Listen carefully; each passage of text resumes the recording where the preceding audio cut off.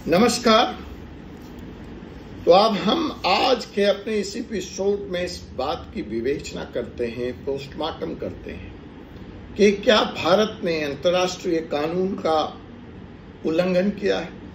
क्या भारत को इसके लिए Pakistan international court of justice में घसीटेगा, और अगर ऐसा होता है तो क्या इंटरनेशनल कोर्ट ऑफ जस्टिस में भारत अपने को कानूनी तौर पर बचा पाएगा, या इंटरनेशनल कोर्ट ऑफ जस्टिस की टिप्पणी भारत के खिलाफ होगी। क्या भारत ने कानून सम्मत काम किया है या कानून के नाम पर राजनीति का खेल खेला है, एक पॉलिटिक्स की है। जी हां दोस्तों, इंडिया का हमला पाकिस्तान पर क्या कानून के दायरे में होते हुए भी एक लीगल ब्लफ है। नमस्कार दोस्तों, मैं हूं doctor Ajay Kumar Pandey, supreme court का वकील और आपका लीगल एनालिस्ट। आज हम बात करेंगे भारत के उस टैक्टिकल मूव की, वो शब्द मैं क्या कहूं कि जहां पे भारत ने अपने आत्मरक्षार्थ पॉलिटिकली एंड लीगली करेक्ट कदम उठाया है। कैसे उसने अंतर्राष्ट्रीय बिरादरी को अपने पक्ष में किया है और दोषियों को सजा दिया है। भारत ने जो भी एक्शन पाकिस्तान के टेरर कैंप्स पे लिए हैं, वह अगर देखा जाए तो पूरी तरह से लीगल है, अंतर्राष्ट्रीय चार्टर के तहत है, और इसीलिए पूरी दुनिया न चाहते हुए भी भारत के इस कदम का विरोध नहीं कर पाई है। तो ऐसा क्या है, ऐसा कौन सा कानून का मुखौटा, कानून का फ्रेमवर्क भारत ने तैयार किया और उसके बाद यह कार्रवाई की कि पूरे विश्व को भारत के साथ आकर खड़ा होना पड़ रहा है। यह सर्जिकल स्ट्राइक, एयर स्ट्राइक एक सोची समझी मिलिट्री एक्शन था, या इसमें यह भी ध्यान रखा गया कि विश्व को, पाकिस्तान को और भारत के दुश्मनों को भारत पर कानून के, अंतर्राष्ट्रीय कानून के उल्लंघन का करने का आरोप लगाने का मौका न मिल जाए। जब आप एक पोकर का गेम खेलते हैं तो उसमें एक चाल होती है कि न कुछ रहते हुए भी आप सामने वाले को एक इंप्रेशन देते हैं, एक ब्लफ में रखते हैं, एक धोखे में रखते हैं कि आपके पास एक इक्का है, एक बादशाह है, एक सामने वाले से भारी पत्ता है। यह आपका कॉन्फिडेंस होता है, आपके हाथ में होता कुछ नहीं। भारत ने भी यही किया। भारत ने पाकिस्तान को लगातार हमले के बाद उलझाए रखा, उसे बताए रखा कि देखो हमारे पास तुर्प का इक्का है, हमारे पास तुर्प का पत्ता है, तुम्हारा आइटम बम रखा का रखा जाएगा। और जब उसको स्ट्राइक करना था तो उसने इस तरह से स्ट्राइक किया कि वह अंतर्राष्ट्रीय कानून के मापदंडों के अनुरूप था और मजबूरन दुनिया को चुप रहना पड़ा। लेकिन कानून का विद्यार्थी होने के नाते हम इसको समझने का भी प्रयास करेंगे कि यह लीगल ब्लफ, अगर कल यह case international court of justice में पाकिस्तान ले जाता है तो कितनी देर ठहर पाएगा। क्या अंतर्राष्ट्रीय कानून भारत को या इस तरह के सताए हुए किसी भी देश को इस तरह से कानून को अपने हाथ में लेने की, इस तरह से मिलिट्री एक्शन की, एयर स्ट्राइक की इजाजत देता है? भारत के नजरिए से अगर हम इस कानूनी चश्मे को देखते हैं तो फिर आर्टिकल 51 ऑफ यूएन चार्टर कहता है कि आत्मरक्षार्थ एक देश ऐसे कदम उठा सकता है। लेकिन यहां पर एक पेंच है।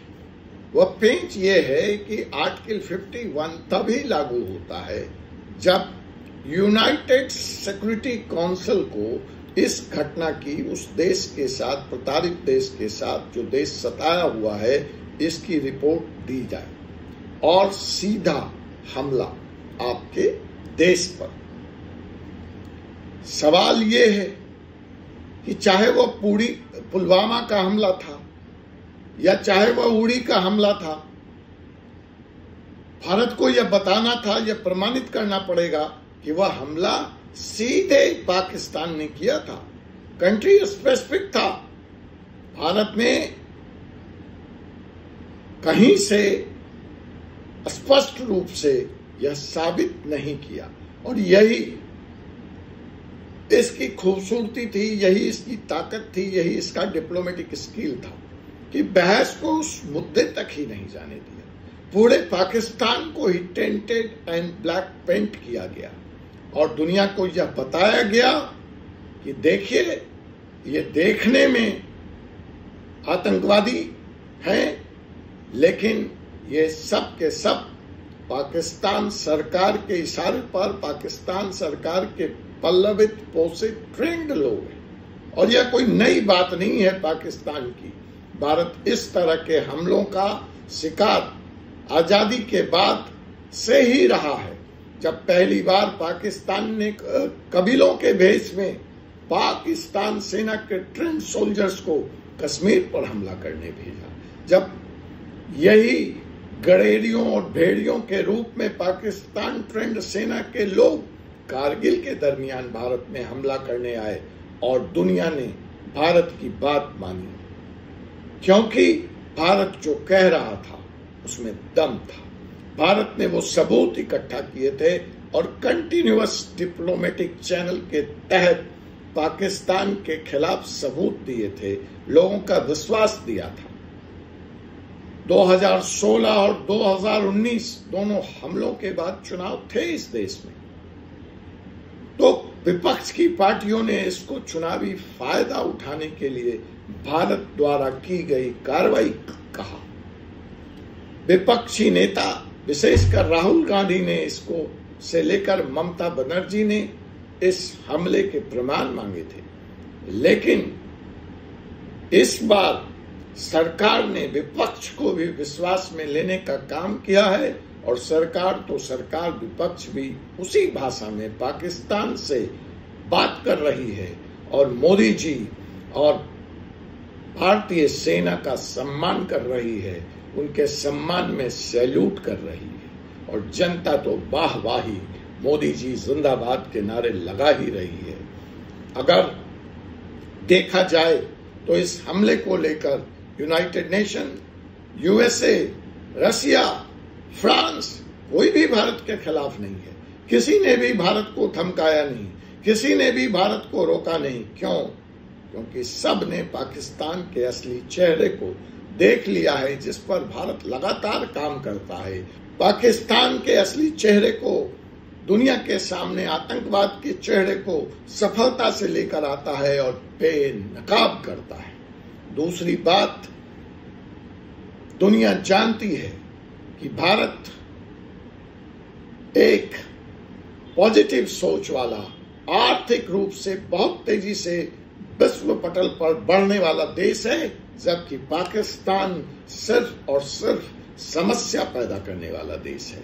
अपने देश की जनता को भी खुश नहीं रख पा रहा है और सुदूर जाकर इसके द्वारा ट्रेंड आतंकवादी कहीं भी किसी घटना को अंजाम दे देते हैं। तो भारत का यह स्ट्रॉन्ग बिलीफ सिस्टम, भारत का यह डिप्लोमेटिक एक्शन ने न सिर्फ भारत को आतंकवादियों पर कार्रवाई करने में सफलता दी, बल्कि विश्व को भी पाकिस्तान का असली चेहरा लाकर दिखाया। सबको मनवाना, सबका विश्वास जीतना आसान काम नहीं था। जितना डिफिकल्ट ये मिलिट्री ऑपरेशन था, उससे ज्यादा कहीं डिफिकल्ट था विश्व को भारत के साथ एकमत करना, विश्व का विश्वास जीतना और दुनिया के तमाम देशों को अपने पक्ष में खड़ा करना। तो वास्तव में अगर देखा जाए तो भारत ने एक नहीं, दो मोर्चों पर सफलता पाई है। पहली मोर्चा पाकिस्तान के अंदर घुसकर टेरर कैंप को बर्बाद करना, और दूसरी बड़ी सफलता अंतर्राष्ट्रीय मंच पर, जहां साथी देशों को अपने पक्ष में, अपने विश्वास में लाकर खड़ा करना।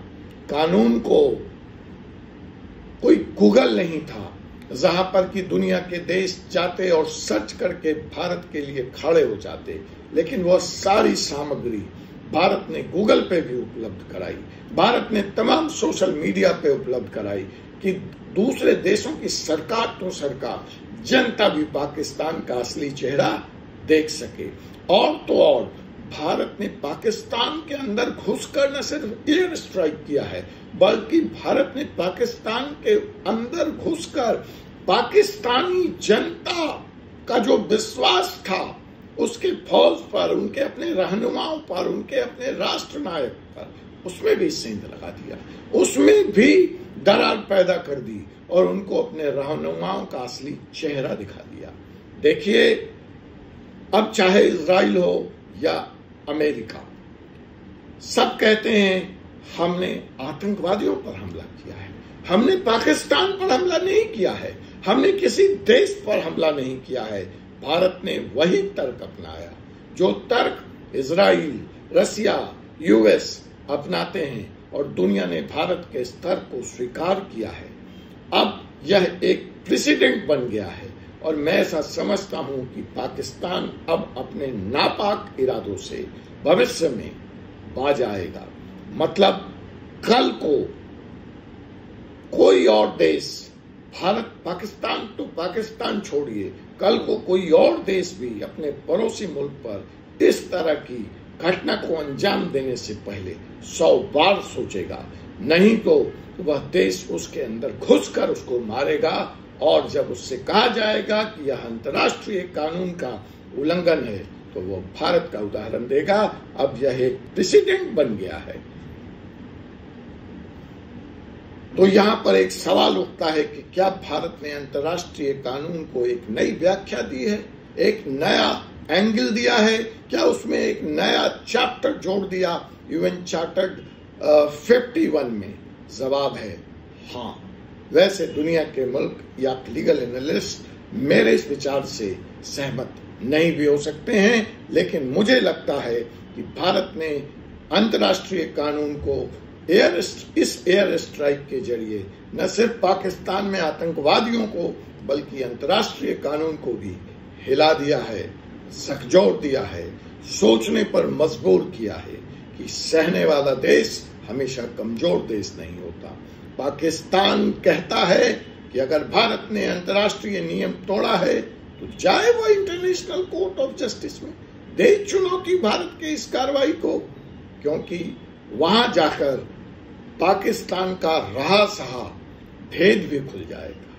क्योंकि इंटरनेशनल कोर्ट ऑफ जस्टिस में जाने से पहले पाकिस्तान को अपने बाड़े में सफाई देनी पड़ेगी, उसको यह साबित करना पड़ेगा कि वह क्लीन है, टेररिस्ट कैंप से, टेररिस्टों से, आतंकवाद से उसका कुछ लेना देना नहीं है।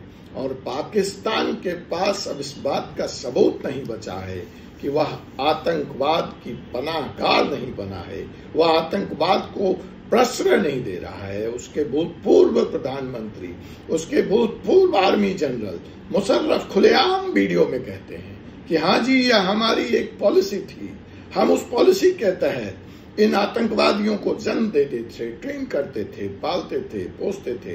अब वो कह रहे हैं लेकिन अब आज बात दिगर है, आज बात अलग है, ये आतंकवादी हम पे ही हमला कर रहे हैं। देखो, जैसा करोगे वैसा भरना पड़ेगा आपको।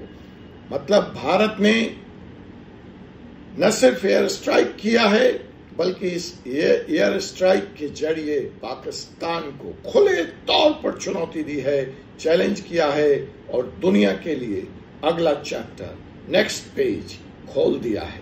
मेरी राय में भारत की यह कार्रवाई, भारत की यह स्ट्राइक 100% अंतर्राष्ट्रीय कानून के दायरे में है, लेकिन यह साथ में ही एक पॉलिटिकल और डिप्लोमेटिक मास्टर स्ट्रोक भी है।